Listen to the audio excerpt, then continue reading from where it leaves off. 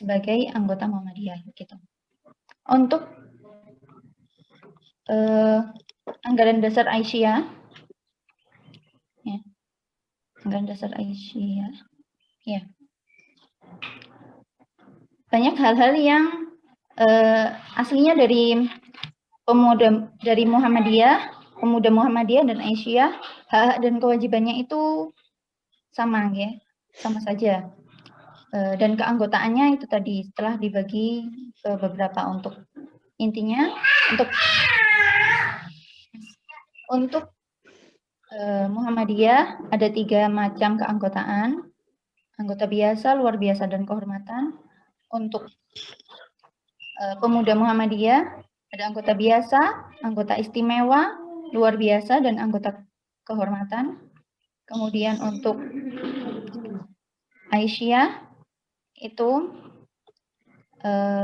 keanggotaannya umum, ya.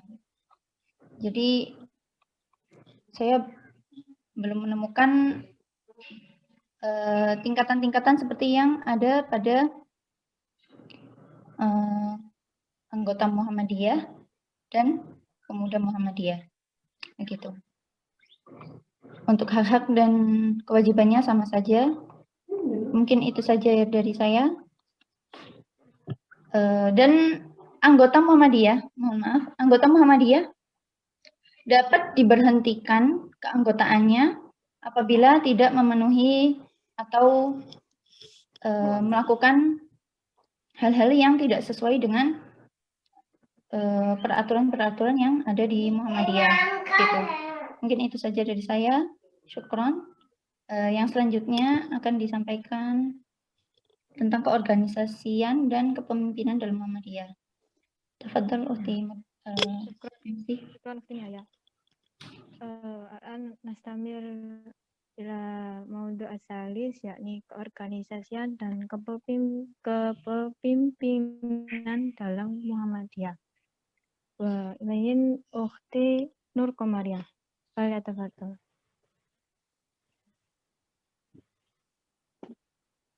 Ukhti Nur Komariah.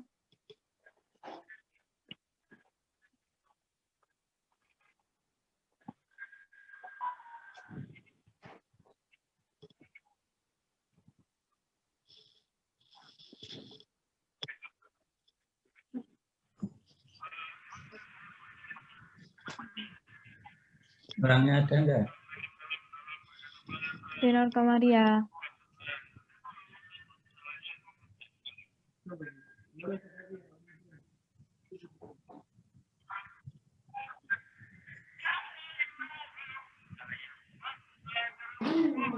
Sepertinya ada Uti.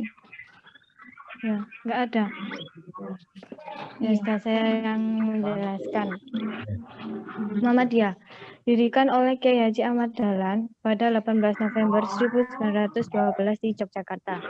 Ayahandanya bernama Kiai Haji Abu Bakar Ibnu Kiai Haji Sulaiman menjabat sebagai khatib. Nah, dari rujukan analisis Kuntowijoyo, Muhammadiyah didirikannya Muhammadiyah oleh Kiai Haji Ahmad Dahlan mewakili sebuah kesadaran teosentrik, yakni kesadaran baru terhadap nilai-nilai keagamaan Islam, dan ditopang oleh keprihatinan beliau terhadap kondisi objektif umat Muslim. Hubungan dan pergaulan Kiai Haji Ahmad Dahlan yang luas dengan berbagai kalangan, baik sesama Muslim, baik di organisasi Jamiat Al-Khair, Budi Utomo, dan Syarikat Islam maupun kalangan Muslim, menjadi salah satu kunci sukses beliau dalam mendirikan dan memimpin Muhammadiyah. Komitmen Muhammadiyah sejak awal untuk menjauhkan diri dari politik praktis dan lebih memusatkan perhatian pada gerakan kultural. Sebagai organisasi dakwah, sosial keagamaan, dan pendidikan juga menjadi kunci sukses Muhammadiyah agar tetap survive. Nah, ini gerak langkah Muhammadiyah dalam konteks sebagai gerakan kultural yang juga membawa pengaruh terhadap relasinya dengan bidang politik kenegaraan tercermin pada 4 karakter Muhammadiyah. Yang pertama, dimensi ijtihad dan tajdid dengan landasan pokok Al-Quran dan Sunnah. Kedua, aktualisasi cita-cita perjuangan melalui sistem organisasi. Ketiga, corak anti kemapanan terhadap lembaga keagamaan yang terlalu bersifat kaku. Keempat, adaptif terhadap tuntutan perubahan zaman sehingga membuat Muhammadiyah lincah dalam memperjuangkan aspirasi dan mempertahankan prinsip dasar perjuangannya. Nah, bisa dilihat ini adalah masa kepemimpinan dari Kiai Haji Ahmad Dahlan, yakni pada tahun 1912 hingga masa kepemimpinan Profesor Dr. Andes Din Syamsuddin 2005 hingga sekarang. Masing-masing dari setiap pemimpin ini mempunyai pola kepemimpinan yang berbeda-beda dan latar belakang yang berbeda juga. Dari masa Kiai Haji Ahmad Dahlan sampai Kiai Haji A.R. Farudin memiliki kecenderungan bersifat karismatik dan kewibawaan. Muncul ada yang berkenaan karena faktor sebagai pendiri organisasi.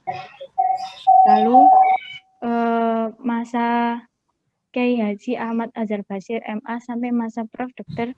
Din Syamsuddin memiliki kecenderungan bersifat legal rasional. Mereka menjadi pemimpin lebih didasarkan karena faktor keahlian atau skill. Dan pola kepemimpinan Muhammadiyah dari masa Kiai Haji Ahmad Dahlan sampai Kiai Haji Ahmad A.R. Farudin memiliki kecenderungan bersifat ulama intelek. Sedangkan pada masa Kiai Haji Ahmad Azhar Bashir MA sampai Profesor Dr. Din Syamsuddin itu latar belakangi kepemimpinan intelektual ulama. Nah, berdasarkan beberapa keulamaan dan intelektualitas pola kepemimpinan organisasi Muhammadiyah sejak masa-masa awal berkembangnya cenderung dipimpin oleh figur ulama intelek. Ini wajar karena Muhammadiyah merupakan organisasi yang bersifat keagamaan. Namun demikian dalam perkembangannya, selanjutnya Muhammadiyah dipimpin oleh figur intelektual ulama, yakni profesi sebagai akademisi atau dosen di perguruan tinggi. Dan ditinggal dari dinamika kepemimpinan di tubuh Muhammadiyah sangat dinamis dan sangat bervariasi tokoh yang pernah memimpin organisasi Muhammadiyah. Samping itu, masa kepemimpinan mereka relatif pendek, yaitu hanya memegang jabatan kepemimpinan 1 atau 2 periode. Nah, sekian. Syukron ala minna, manastamir ila e-learning. Syukron ala ihtimamikum fal afa idza wajadtum khata wa nastatim bi qiraati basmalah. Alhamdulillah. Alhamdulillahirabbil alamin. Nah, akhirul kalam. Assalamualaikum warahmatullahi wabarakatuh. Waalaikumsalam warahmatullahi wabarakatuh. Ya, terima kasih kepada kelompok 5 penjelasan detail ya, mulai dari mukadimah, keanggotaan sampai dengan kepemimpinan. Nah, sedikit yang bisa saya simpulkan di sini. Yang pertama mengenai mukadimah. Jadi apa sesungguhnya inti dari mukadimah di anggaran dasar Muhammadiyah itu adalah diambil dari surat Al-Fatihah. Kemudian yang kedua adalah dari Al-Imran 104. Di mana yang pertama kita melihat dari intisari Al-Fatihah itu dikaitkan dengan masalah motivasi berdirinya itu adalah untuk Allah, untuk pengabdian kepada Allah ya. Kemudian yang kedua dari Al-Imran ya 104 itu menunjukkan bahwa Muhammadiyah adalah satu organisasi yang satu pergerakan. Jadi bukan hanya sekedar organisasi biasa, tapi ada satu pergerakan, dan pergerakan di sini adalah dakwah Islam ya. Amar ma'ruf nahi mungkar. Kemudian yang kedua mengenai keanggotaan, yang perlu kita ketahui bahwa di Muhammadiyah itu sangat terbuka. Ya, siapa saja itu bisa masuk ke Muhammadiyah asalkan itu adalah setuju dengan prinsip-prinsip atau isi yang ada di dalam anggaran dasar anggaran rumah tangga. Kemudian tentang kepemimpinan tadi disampaikan secara detail tentang model-model kepemimpinan, tetapi saya ingin sedikit menyimpulkan bahwa salah satu prinsip kepemimpinan dalam Muhammadiyah itu adalah yang disebut dengan kepemimpinan kelompok atau kepemimpinan kolektif, kolegial, di mana keputusan itu tidak diambil secara individu, secara pribadi, tetapi adalah diambil secara musyawarah atau secara bersama-sama. Ini dilambangkan dengan istilah di dalam kepemimpinan itu, kalau misalnya di cabang itu ada istilah PCM, Pimpinan Cabang Muhammadiyah. Jadi di situ baik ketua, sekretaris ataupun yang lain itu adalah satu kesatuan. Ya, tidak ada yang dianggap lebih dominan. Oleh karena itu maka keputusan-keputusan itu tidak bisa hanya diambil oleh ketuanya saja, tetapi secara keseluruhan. Itu beberapa hal yang bisa saya ambil intisarinya, dan untuk lebih lanjutnya silahkan nanti kita kembangkan di forum kelompok 5 ini di e-learning. Saya kira itu yang bisa kita lakukan untuk hari ini. Marilah kita tutup. Sebelum kita tutup, coba dinampakkan dulu wajahnya supaya kelihatan ya. Yang sudah mandi apa belum?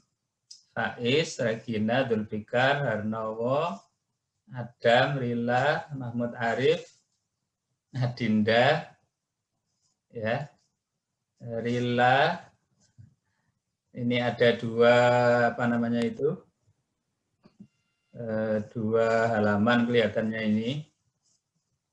Saya screenshot dulu satu, yang halaman pertama 1, 2, 3.